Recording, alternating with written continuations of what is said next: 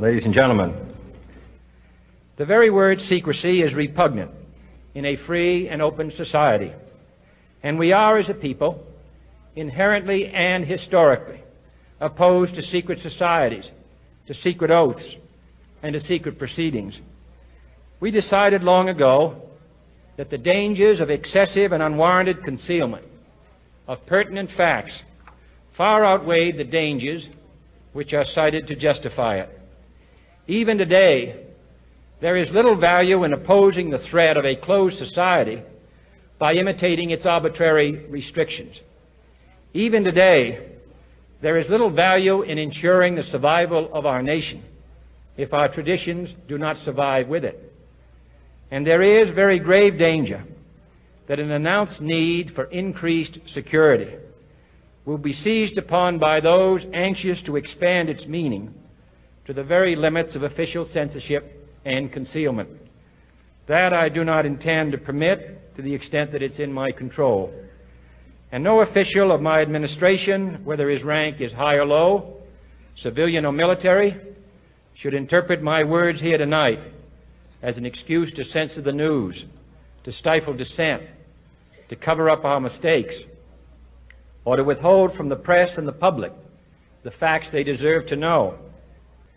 For we are opposed around the world by a monolithic and ruthless conspiracy that relies primarily on covert means for expanding its sphere of influence, on infiltration instead of invasion, on subversion instead of elections, on intimidation instead of free choice, on guerrillas by night instead of armies by day.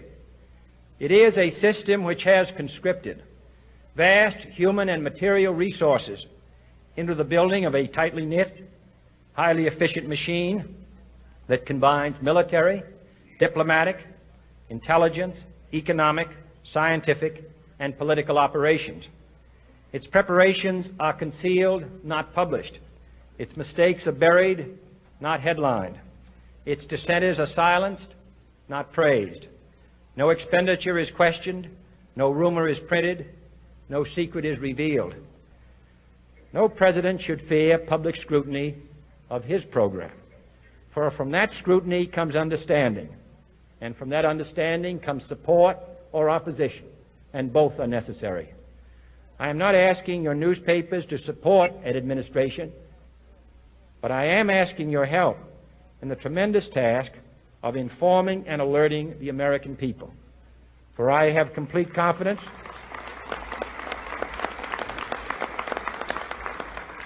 in the response and dedication of our citizens whenever they are fully informed. I not only could not stifle controversy among your readers, I welcome it. This administration intends to be candid about its errors. For as a wise man once said, an error doesn't become a mistake until you refuse to correct it. We intend to accept full responsibility for our errors, and we expect you to point them out when we miss them. Without debate, without criticism, no administration and no country can succeed, and no republic can survive. That is why the Athenian lawmaker Solon decreed it a crime for any citizen to shrink from controversy. And that is why our press was protected by the First Amendment, the only business in America specifically protected by the Constitution, not primarily to amuse and entertain, not to emphasize the trivial and the sentimental, not to simply give the public what it wants, but to inform, to arouse, to reflect, to state our dangers and our opportunities, to indicate our crises and our choices, to lead, mold, educate, and sometimes even anger public opinion.